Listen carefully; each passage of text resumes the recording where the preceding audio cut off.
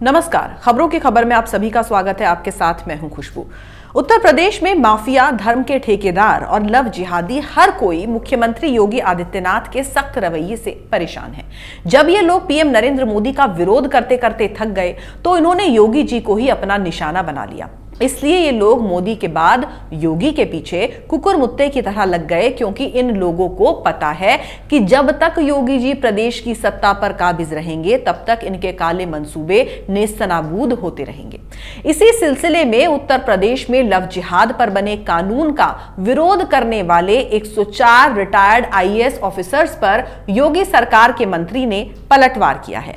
दरअसल इन नौकरशाहों ने सीएम योगी आदित्यनाथ को चिट्ठी लिखते हुए इसे नफरत की राजनीति का केंद्र बताया था, जिस पर यूपी सरकार के मंत्री आरपी सिंह ने जवाब देते हुए कहा कि उन अधिकारियों को सेवा के दौरान गलत तरीके से हासिल की गई संपत्ति को खोने का डर सता रहा है, इसीलिए वो इस बात से परेशान हैं और पत्र लिख रहे हैं।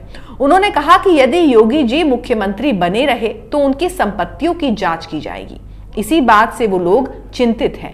दरअसल 104 पूर्व नौकरशाहों के एक समूह ने उत्तर प्रदेश के मुख्यमंत्री योगी आदित्यनाथ को पत्र लिखकर धर्मांतरण विरोधी कानून के इस्तेमाल को लेकर चिंता जताई थी। पत्र में इस अध्यादेश को वापस लिए जाने और इसके तहत जिन लोगों के खिलाफ मामला दर्ज किया गया है उनके लिए उचित मुआवजे की मांग करते हुए कहा गया था कि एक समय में उत्तर प्रदेश गंगा जमुनी तहजीब को सींचने वाला था, लेकिन हाल के वर्षों में उत्तर प्रदेश नफरत, विभाजन और कट्टरता की राजनीति का केंद्र बन गया है और सरकारी संस्थाएं सांप्रदायिक जहर में डूबी हुई हैं। पत्र लिखने वालों में पूर्व राष्ट्रीय सुरक्षा सलाहकार शिवशंकर मेनन, राष्ट्रीय अल्पसंख्यक आयोग के पूर्व अध्यक्ष वजाहत हजीबुल्ला, पूर्व प्रदेश सचिव निरुपमा राव, प्रधानमंत्री के पूर्व सलाहकार टीके नायर, के सुजाता रॉय और एएस दौलत जैसे अफसर शामिल हैं। पत्र में अफसरों ने कहा था कि वो किसी राजनीतिक पार्टी से जुड़े हुए नहीं हैं, लेकिन संविधान द्वारा भारत की परिकल्पना को लेकर संकल्पबद्ध हैं। धर्मांतरण विरोधी कानून के तहत मुरादाबाद में हुई गिरफ्तारी के मामले का उल्लेख करते हुए पत्र में कहा गया कि निर्दोष दंपति को प्रताड़ित किए जाने के दौरान पुलिस मूक दर्शक बनी रही। साथ ही उन्होंने इसे अजन्मे बच्चे की हत्या बताया। साथ ही नौकरशाहों ने पत्र में यह भी कहा कि सभी भारतीयों के आक्रोश की परवाह किए बिना यह अत्याचार जारी है। राज्य के धर्मांतरण विरोधी अध्यादेश का इस्तेमाल उन भारतीय पुरुषों जो मुस्लिम हैं और वो महिलाएं जो अपनी मर्जी से शादी करती हैं, उन्हें प्रताड़ित करने के लिए किया जा रहा है। उन्होंने कहा कि आपके राज्य में इस कानून का इस्तेमाल लाठी के तौर पर किया जा रहा है, खासकर हिंदुस्तानी मुस्लिम लड़कों पर। इससे भी खराब यह है कि आपके कानून लागू करवाने वाली संस्थाएं आपकी सरकार की शह पर उस तरह की भूमिका निभा रही हैं जैसे तानाशाहों के राज में उनकी गुप्त पुलिस की हुआ करती है। पत्र पर हस्ताक्षर करने वालों का कहना था कि इलाहाबाद हाईकोर्ट समेत अलग अलग उच्च न्यायालयों ने इस बात पर फैसला सुनाया है कि किसी के जीवन साथी का चयन करना एक मौलिक अधिकार है, जिसकी गारंटी संविधान के तहत उत्तर प्रदेश को है। गौरतलब है कि बीते 24 नवंबर को उत्तर प्रदेश सरकार तथाकथित लव जिहाद को रोकने के लिए शादी के लिए धर्म परिवर्तन पर लगाम लगाने के लिए उत्तर प्रदेश विधि विरुद्ध धर्म संपरिवर्तन प्रतिषेध अध्यादेश 2020 लेकर आई थी। इसमें विवाह के लिए छल कपट, प्रलोभन देने या बलपूर्वक धर्मांतरण कराए जाने पर विभिन्न श्रेणियों के तहत अधिकतम 10 वर्ष कारावास और 50,000 तक जुर्माने का प्रावधान किया गया है। उत्तर प्रदेश पहला ऐसा राज्य है जहां लव जिहाद को लेकर इस तरह का कानून लाया गया है। उत्तर प्रदेश के बाद मध्य प्रदेश ऐसा करने वाला दूसरा राज्य बन गया है। मध्य प्रदेश की शिवराज कैबिनेट ने 26 दिसंबर को लव जिहाद के खिलाफ धर्म स्वातंत्र्य अधिनियम 2020 को मंजूरी दी है। यहां पर ध्यान देने वाली बात यह है कि इस मसले पर अब तक बीजेपी शासित राज्यों की सरकारें ही मुखर हैं, जबकि कांग्रेस या अन्य गैर बीजेपी राज्य मसलन पंजाब, राजस्थान, पश्चिम बंगाल और केरल या फिर छत्तीसगढ़ की सरकारें इसको लेकर कोई एक्शन नहीं ले रही हैं, बल्कि इस कानून का विरोध ही कर रही हैं। कुछ समय पहले राजस्थान के मुख्यमंत्री अशोक गहलोत ने लव जिहाद को लेकर भारतीय जनता पार्टी पर निशाना साधा था और कहा था कि ये शब्द बीजेपी ने देश को बांटने और सांप्रदायिक सौहार्द को बिगाड़ने के लिए गढ़ा है। वहीं बीजेपी ने गहलोत के ट्वीट पर पलटवार करते हुए कहा था कि इसे नजरअंदाज करना अशोक गहलोत की छोटी सोच को दर्शाता है। गहलोत ने कहा था कि शादी विवाह व्यक्तिगत आजादी का मामला है, जिस पर लगाम लगाने के लिए कानून बनाना पूरी तरह से असंवैधानिक है और यह किसी भी अदालत में टिक नहीं पाएगा। प्रेम में जिहाद का कोई स्थान नहीं है। गहलोत के इस बयान से यह स्पष्ट हो गया था कि वो प्यार यानी कि लव और लव जिहाद में फर्क ही नहीं समझते, या फिर ये कहें कि जानबूझकर इस विषय पर अनजान बने रहना चाहते हैं।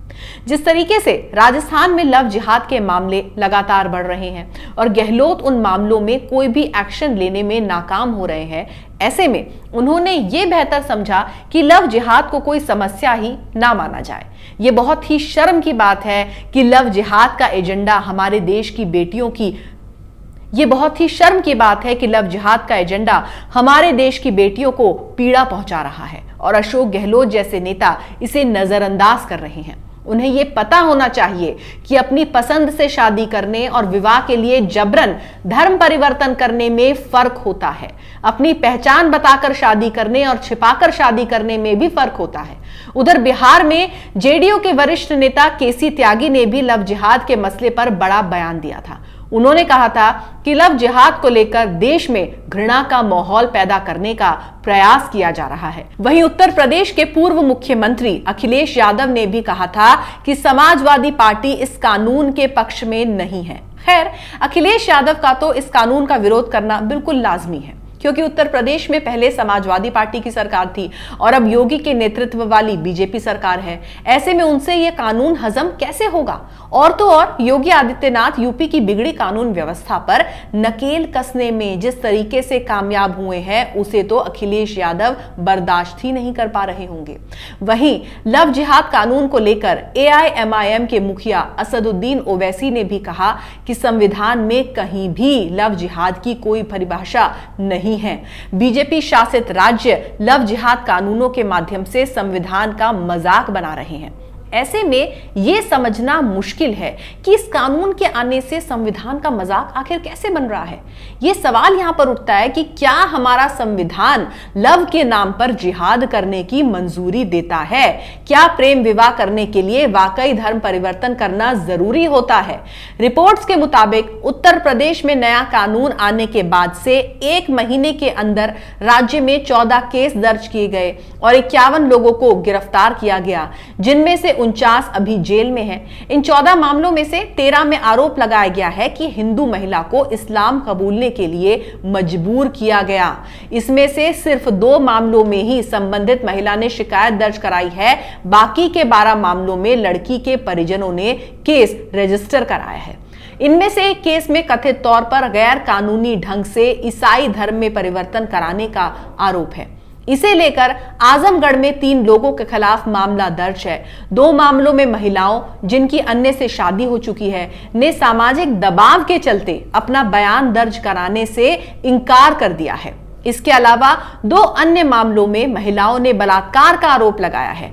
कथित तौर पर धर्म परिवर्तन के लिए मजबूर की गई महिलाओं में से 3 लोग दलित हैं। उत्तर प्रदेश के बिजनौर में इस तरह के 3 मामले और शाहजहांपुर में 2 मामले दर्ज किए गए हैं। बाकी के केस बरेली, मुजफ्फरनगर, मऊ, सीतापुर, हरदोई, एटा, कन्नौज, आजमगढ़ और मुरादाबाद जिलों के हैं। दरअसल कुछ समय पहले भी जब चर्चित निकिता तोमर हत्याकांड सामने आया था, उसके बाद हरियाणा के मुख्यमंत्री मनोहर लाल खट्टर ने कहा था कि उनकी सरकार ये सुनिश्चित करने के लिए लव जिहाद के खिलाफ कानूनी प्रावधानों पर विचार कर रही है कि दोषी बच ना सके। हरियाणा सरकार के इस ऐलान पर निकिता के पिता ने कहा था कि उन्हें यह निर्णय बहुत पहले ही ले लेना चाहिए था। अगर ये कानून होता तो उनकी बेटी की जान नहीं जाती। उन्होंने कहा था कि सभी पक्षों को एक साथ आना चाहिए और इस फैसले का समर्थन करना चाहिए। दरअसल मसला यहां पर यह नहीं है कि हमारे देश में लव जिहाद कानून की जरूरत नहीं है। या फिर लव जिहाद की समस्या नहीं है, बल्कि वास्तविकता ये है कि तमाम विपक्षी पार्टियों को राजनीतिक रोटियां सेकने के लिए रोज नए मुद्दे चाहिए। उनका काम ही ये है कि सत्ताधारी पार्टी जो भी करे, चाहे वो जनता के हित में ही क्यों ना हो, वो उसका विरोध करें, ये सोचे बिना कि उनका पहला दायित्व ये देखना है कि जनता की भलाई किसमें है, भले ही खुद सत्ता में आने के बाद वो उसी कानून की तरफदारी करने लगे। ठीक उसी तरीके से जैसे कांग्रेस उन्हीं कृषि कानूनों का विरोध कर रही है जिनका वादा उसने खुद अपने 2019 लोकसभा चुनाव के घोषणा पत्र में किया था, ठीक वैसे ही जिन 104 अफसरों ने लव जिहाद कानून के विरोध में योगी आदित्यनाथ को पत्र लिखा, वो दरअसल इस कानून के विरोध में नहीं है, बल्कि उनके अपने स्वार्थ को साधने के लिए ये पत्र लिखा गया है। अगर आपको हमारा ये वीडियो पसंद आया तो इसे लाइक करें, शेयर करें और कैपिटल टीवी को सब्सक्राइब करें। नमस्कार। अगर आपको हमारा वीडियो पसंद आया हो तो इसे लाइक करें, हमारे चैनल को सब्सक्राइब करें और हाँ, बेल आइकन दबाना ना भूलें ताकि आप तक हमारे वीडियो की नोटिफिकेशन पहुंचती रहे। आप अपना सुझाव हमें कमेंट बॉक्स में दे सकते हैं। हमारे साथ जुड़ने के लिए शुक्रिया।